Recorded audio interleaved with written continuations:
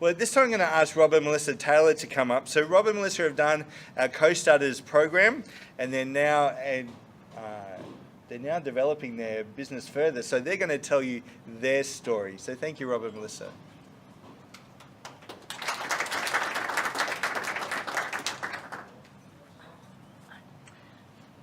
I'm just going to say quick hello and then sit down, but Robert's going to do an amazing job.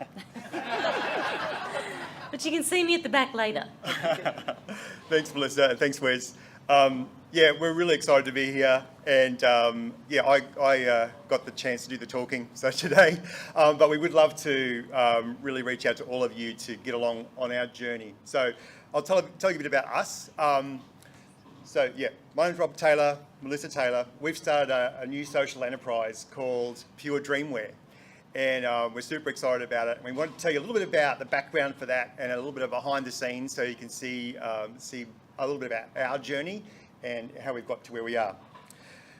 So goals, let's start with goals. So all of us have goals, and Melissa and I have just a small goal to start us off. We want to save the world, okay? So that's what we want to do. We're so passionate about that, and we want to do whatever we can to rescue as many people as possible. So the other thing we want to do is make sure that everyone has a chance to be free to dream. That's really one of our key mottos that we've really put into the heart of our business.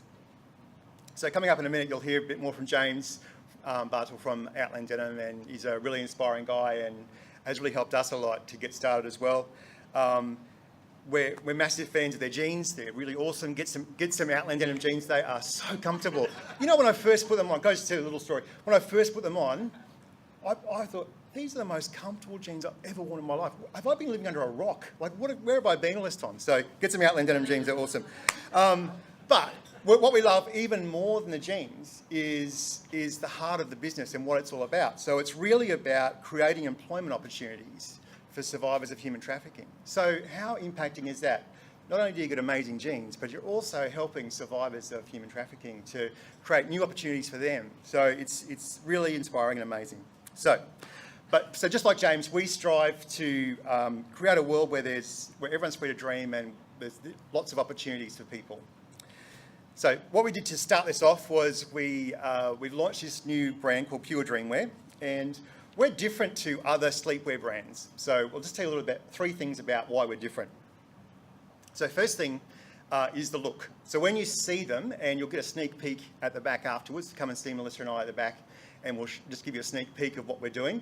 But we've actually incorporated some leading Australian artists, and their hand-painted art is part of the sleepwear. And when you see it, it's wow. I'm blown away. Every time I see the new designs that come out, they're fantastic. So that's awesome. The second thing is the feel. So when the material and the fabric that we're using, beautiful silks, and it feels amazing. The design that we're pulling together is so comfortable that, again, you'll just love it when you try it on. But even more than that, so even more than just being luxurious, amazing sleepwear, each collection is going to be handmade at sewing centres that focus on opportunities for survivors of human trafficking. So these people have faced some really awful situations in their past, but their future is full of hope. And when we went to Cambodia last year, and we went to some of the sewing centres that we're going to be working with and partnering with, and we walked into some of these places, well, all the places we walked into, the atmosphere is amazing because there's this real spirit of hope that's just built into the work that's happening. So there's real happiness and joy. And can I just tell you 2 things that I took away from that? One was the people that work there, the women and men that work there, are just so grateful for the opportunity to create beautiful clothes. So they actually take a lot of pride in their workmanship, and know that the things the products they're making, the clothes they're making, are going to be appreciated for years to come, and that's just unbelievable. But also the opportunity to have the skills development and a great job, and provide for not only for themselves but for their family and for their community, and the education that's going into it is phenomenal. So it's just really, really inspiring even to see that. We were just all fired up when we came back. So this is what social enterprise means to us. So it's a business that is purpose-driven to have an impact and achieve a social goal. And in our case, our goal is clear. Everyone's free to dream. And so through ethical manufacturing, the fashion industry can really, it's had a bad rap, and there is some pretty bad things happening in fashion. But if we do things the right way, we can turn the whole thing around for good. So we can become part of the solution and break the cycle of poverty, because that cycle of poverty is what really drives the whole human trafficking industry. So when we only heard about human trafficking a few years ago, we didn't know much about it before that. We don't really hear much about it in Australia, but it is actually a massive issue. There's estimated about 21 million people are trafficked for profit around the world. That's a lot. That's this day and age. That's not 100 years ago. That's right now today. So that's awful. So we heard about this global issue, and the other thing that really struck us was there's so many children that are trapped, and really horrible and confronting stories, and we were really deeply impacted. And we were so moved, we thought, we've got to do something about this. We can't just sit back and say, oh, it'll be fine, someone else will do it. We have to do something. So we thought, well, what could we do? How could we get started? Because one of the things that was really quite a watershed moment was when you hear about the actual stories. So we can hear the statistics and 21 million people, that's awful. But when you hear from actual individual people, so that one person, and the fact that they feel like no one cares, that they're so alone and they're trapped, they got no way out, and they think the whole world's forgotten about them. But guess what? We care. So we're going to do something about it. So we started out, and I'll just tell you a little bit about our backstory. So the first thing we did was we thought, what could we do? We'll do a fundraiser, and we did a couple of these fundraisers. Melissa's an amazing artist. She told me not to say that today, but she is an amazing artist. So we ran some art exhibition fundraisers for children at risk. It was called Freedom Art, and it was actually an amazing success. I was actually quite surprised.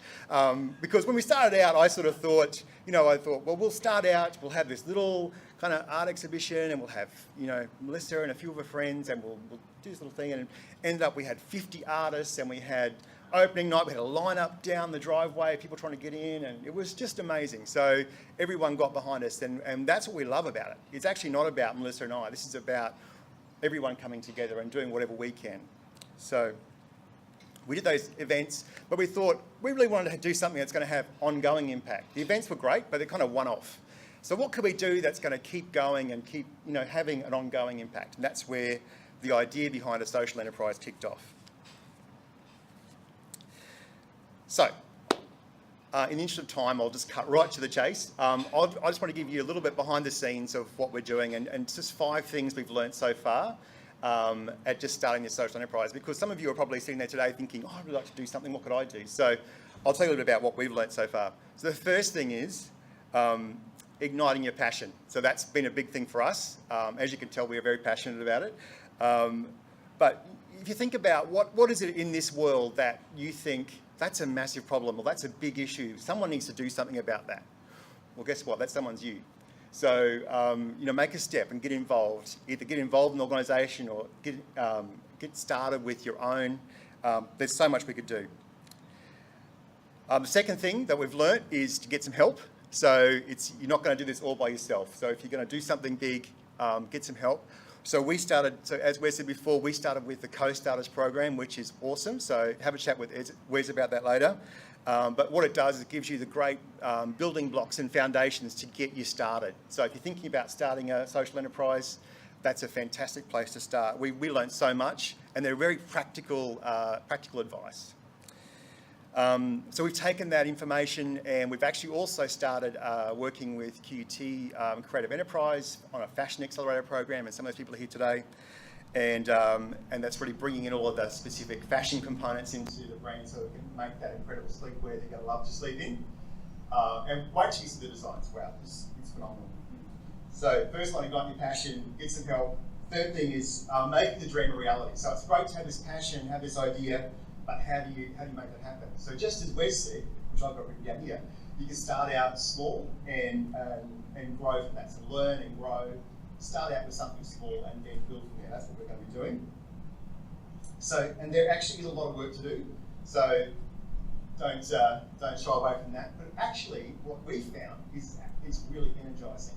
Because you know that tomorrow's world's going to be better than today because of the work you're putting in. So it's really worthwhile. put that effort in, it's so worthwhile. Okay, fourth thing, don't be overcome by the enormity of the problem. So sometimes we can see these big problems and big issues, and we think about, well, we've actually had people say to us, why are you bothering with fighting that? There's 21 million people, what are you going to do? So really encouraging people. But what we've seen is, if we can make a difference, even just to one person, just one, that's not that hard, one person, we're going to make this world a better place. And then another person, another person, another person. So really it's that each individual that's empowered.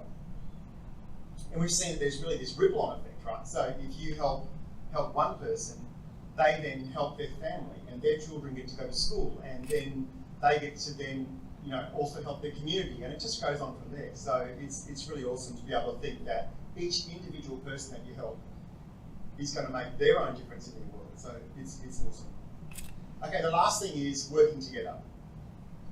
So it's amazing. What we've seen is it's amazing how much we can accomplish if we work together. So not trying to do things just by yourself. Imagine if everyone did their little bit to change the world, what a difference that would make. So we've had so many people say to us, well, we'd love to do something, but we've got commitments, and I've got a busy life, I've got family and job, and what could I do? But part of our vision is to actually create a community of people who want to make the world a better place. So today's your lucky day. You get to be involved and actually be part of that. So what we'd like to do is we want everyone to join with us. And you can do, even a small thing would be great, and it would help us a lot. So you can find out more about what we're doing. We've got Instagram and Facebook and all kicking off. You can also sign up. So if you, at the back today, if you could just jot down your email address and name, we'll keep you in the loop as things progress, and we'd love to do that. We're going to have some community forums coming up and advisory groups. So if you want to just get involved, even in a little way, we'd love to have you along the journey. And you can be part of making the world a better place. So please come along and do that. So we're going to hand out some business cards a bit later as well. So please take those, take a bunch and hand them out to your friends, and you tell the story. So just like we said before, if you tell other people about what's happening, that's actually your part of making a difference as well. Okay, so just to finish off, so I really want to thank you all for coming today. It's awesome to see you all here, and because community is really the basis of social enterprise, whether it's local or global. And social enterprises really flourish through networking and collaborating within the community. We can get a really exciting business going that's going to be local but going to have a global impact. So I want to leave you with some encouragement. Ignite your passion. Make the world a better place. You can make a big difference. So just bring your talents and skills. Talk to Wes. Get involved in Co.starters. Really great program. Stay in touch with us. Leave us your email address. Follow us on Instagram and Facebook, and leave comments. We love that too. So please be involved. It's not just about Melissa and I. We want everyone to be part of this. So thank you so much for coming along.